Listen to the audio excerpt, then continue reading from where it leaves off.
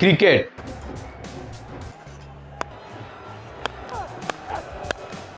पूरी दुनिया के लिए क्रिकेट एक स्पोर्ट्स हो सकता है, लेकिन हम इंडियंस के लिए ये एक इमोशन है।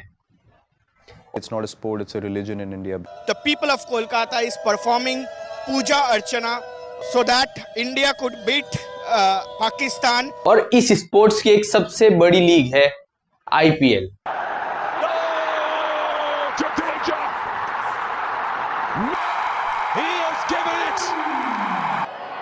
पूरा हो गया पूरा। आज से 18 साल पहले एक सपना देखा गया जिसने इंडियन क्रिकेट का पूरा फ्यूचर ही बदल के रख दिया। I dreamt about it. Let's just put it this way, that it should be so big. This is a dream that went back 13 years. About 200 million fans watching the IPL. You know, you're talking about the single largest league in the world. शुरुआत में तो इस idea को BCCI ने reject कर दिया था, लेकिन आज के टाइम पर यही आइडिया एक $12 बिलियन का मॉडल बन चुका है। जी हां दोस्तों, मैं बात कर रहा हूं इंडियन प्रीमियर लीग की।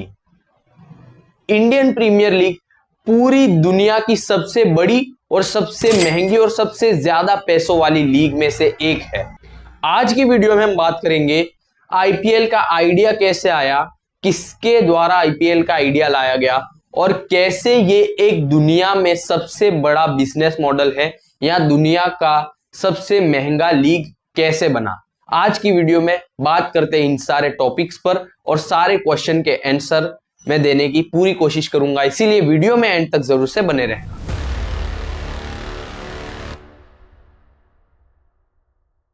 हर बड़ा बिजनेस एक आइडिया से शुरू होता है, वैसे ही आईपीएल भी एक विजनरी दिमाग की सोच थी ललित मोदी। 2007 से कुछ सालों पहले ललित मोदी द्वारा बीसीसीआई के सामने इस आइडिया को, आईपीएल के आइडिया को लाया गया, लेकिन बीसीसीआई ने यह कह के रिजेक्ट कर दिया कि हम किसी भी आउटसाइडर को किसी भी आइडिया पर वर्क नहीं करने दे सकते या हम उसे अप्रूव नहीं कर सकते। लेकिन ललित मोदी की सोच काफी आगे तक थी, आईपीएल को काफी बड़ा बनाना चाहते थे, एक बिजनेस मॉडल के रूप में देख रहे थे। ललित मोदी ने अपनी पहचान से कुछ पॉलिटिशियन की मदद से बीसीसीआई के मेंबर बन गए और जब वो मेंबर बने और कुछ टाइम में ही 2007 में T20 वर्ल्ड कप को आईसीसी द्वारा वर्ल्ड लेवल पर इंट्रोड्यूस कर दिया गया। लेकिन 2007 से पहले T20 फॉर्मेट क्रिकेट के लिए एक अपमानजनक चीज थी, लेकिन जैसे ही वर्ल्ड लेवल पर इसे इंट्रोड्यूस कर दिया गया T20 फॉर्मेट को, तो लोगों को इसे एक्सेप्ट करना पड़ा और जैसे लोग देखने आए, बहुत ही ज्यादा लोग इस टूर्नामेंट को देखने के लिए आए और साथ ही बहुत ही ज्यादा लोगों को यह फॉर्मेट पसंद आया क्योंकि छोटा फॉर्मेट था और साथ ही कम समय में लोगों द्वारा देखा जा सकता था, क्योंकि बड़े बड़े मैचेस में लोगों के लिए इतनी ज्यादा देर तक बैठना काफी मुश्किल था। इस चीज की वजह से ललित मोदी को भी इंडिया में यानी बीसीसीआई के सामने इस आइडिया को रखकर एक स्ट्रॉन्ग पॉइंट मिल गया। उन्होंने बीसीसीआई के सामने पूरा आइडिया रखा, कैसे इसमें बॉलीवुड एक्टर्स इन्वॉल्व होंगे, कैसे बड़े बड़े बिजनेसमैन इसमें इन्वेस्ट करेंगे, जहां हर सिटी की, हर स्टेट की अपनी एक टीम होगी, प्लेयर्स ऑक्शन में बिकेंगे। ये पूरा आइडिया बीसीसीआई के सामने ललित मोदी द्वारा रखा गया।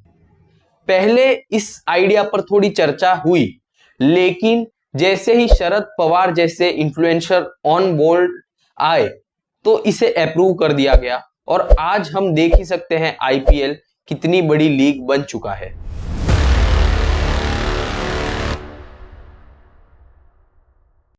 आईपीएल सिर्फ एक क्रिकेट नहीं बल्कि पैसा छापने की मशीन बन चुका है।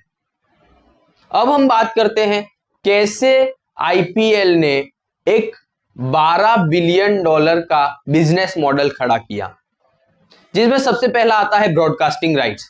ब्रॉडकास्टिंग राइट्स यानी जिन टीवी चैनल्स पर या किसी ओटीटी प्लेटफॉर्म पर हम लाइव मैचेस देख पा रहे होते हैं, लेकिन जो पर्टिकुलर चैनल होता है या प्लेटफॉर्म होता है उसने बीसीसीआई को बहुत ही ज्यादा पैसा दिया होता है।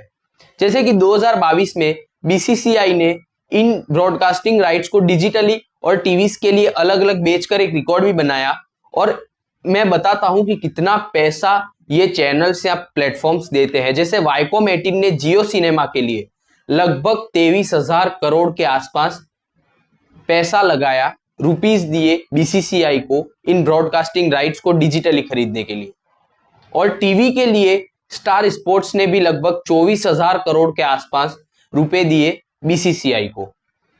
सेकेंड चीज आती है सेंट्रल स्पॉन्सरशिप। सेंट्रल स्पॉन्सरशिप यानी जैसे हम देखते हैं जो टीम की जर्सीज होती है तो सारी जर्सीज पर कोई भी एक या दो लोगोज फिक्स होते हैं उस जर्सी पर रहना।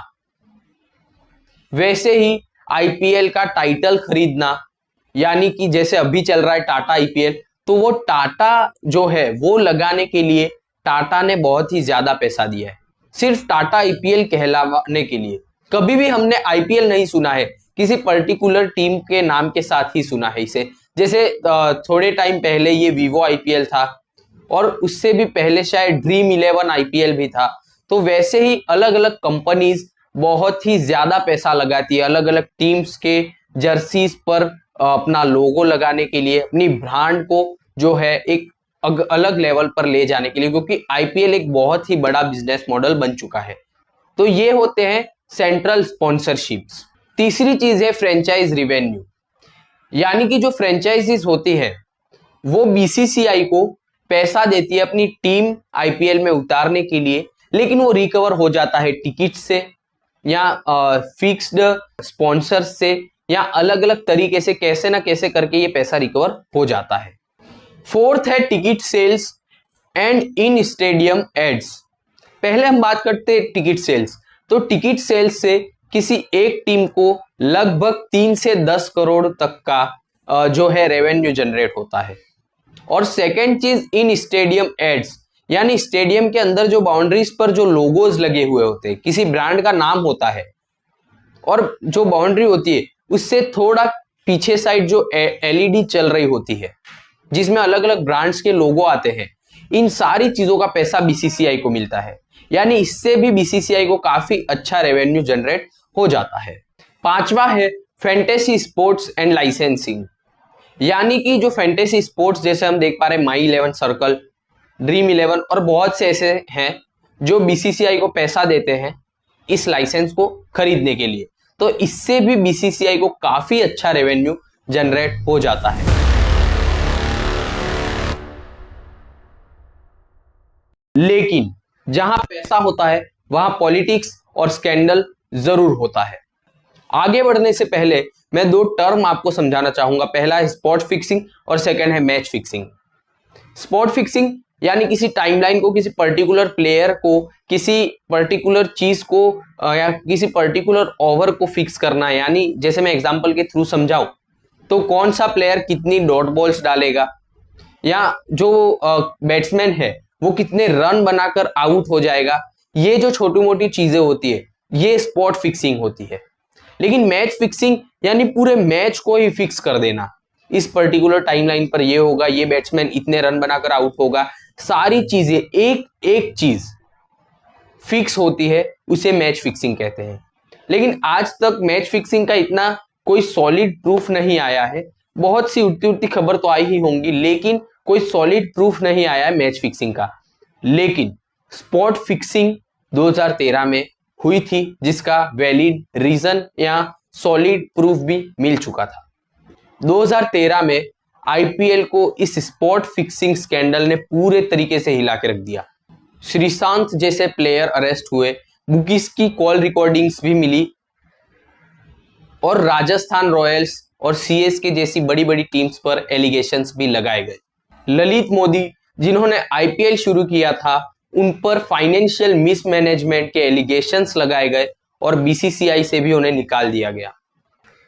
सीएसके और राजस्थान रॉयल इन दो टीमों को 2 साल के लिए बैन कर दिया गया और इनके जो बड़े बड़े प्लेयर्स थे उन पर भी सवाल उठाए गए। लेकिन आईपीएल का बिजनेस मॉडल इतना बड़ा है कि आप अंदाजा ही नहीं लगा सकते, और साथ ही ये इतना बड़ा बिजनेस मॉडल है कि इसे एक एंटरटेनमेंट के रूप में रोका ही नहीं जा सकता। और लोगों को जब तक किसी भी चीज को एंटरटेनमेंट के नाम पर बेचा जाए तो वो जरूर से उस चीज को खरीदेंगे। आईपीएल भी आज यही बन चुका है। स्पोर्ट्स के नाम पर, एंटरटेनमेंट के नाम पर, क्रिकेट के नाम पर ना जाने कितनी चीजें करी जा रही है। स्पोर्ट फिक्सिंग, फैंटेसी ऐप, सट्टा को प्रमोट करना, ये जितने भी आज बड़े बड़े इन्फ्लुएंसर्स हैं, बड़े बड़े क्रिकेटर्स हैं, ये सारे क्या कर रहे हैं? सट्टा प्रमोट कर रहे हैं। पैसों के लिए पूरे यूथ को बर्बाद कर रहे हैं। ऐसा यूथ जो पूरी तरीके से आपको फॉलो कर रहा है, पूरी तरीके से आपसे इन्फ्लुएंस हो रहा है। लेकिन कुछ ऐसे प्लेयर्स, कुछ ऐसे इन्फ्लुएंसर्स भी हैं जिन्होंने आज तक ना ही सट्टा प्रमोट किया है और ना ही कोई गलत चीज की, गलत ब्रांड की एडवर्टाइजमेंट में शामिल हुए हैं। तो सैल्यूट है उन सभी को। और आज हमने जाना आईपीएल कैसे एक 12 बिलियन डॉलर का मॉडल बन चुका है, बिजनेस मॉडल, और साथ ही कैसे ये आपको गुमराह कर रहा है। ड्रीम 11 जैसी टीमें बीसीसीआई से लाइसेंस खरीदकर आपका पैसा लूट रही है। मैंने पहले ही इन सारी एप्स पर वीडियो बना रखा है कि कैसे ये बेटिंग एप्स आपको लूट रही है। तो यहाँ आई बटन पर या नीचे डिस्क्रिप्शन में लिंक दी गई है, उस पर क्लिक करके वो वीडियो जरूर से देख लेना। और साथ ही इन फर्जी चीजों में अपना समय बर्बाद ना करें, इन बेटिंग ऐप पर पैसा ना लगाए, क्योंकि ये आपका पैसा लूट लेती है। एक बार के लिए आप प्राइम मिनिस्टर बन सकते हो, सीएम बन सकते हो, लेकिन इन एप्स में 3 से 4 करोड़ रुपीस जो फर्स्ट नंबर पर दिखाए जाते हैं, वो जीतने के चांसेस 0.1% है। तो अपना समय और अपना पैसा किसी सही जगह इन्वेस्ट करो। और मेरी वीडियोस में अपना समय जरूर से इन्वेस्ट कर सकते हो। वीडियो अच्छी लगी तो लाइक करना, चैनल पे नए हो तो सब्सक्राइब करना। मैं मिलता हूं आपसे किसी नए वीडियो में, किसी नए टॉपिक के साथ। तब तक के लिए जय श्री राम, वंदे मातरम।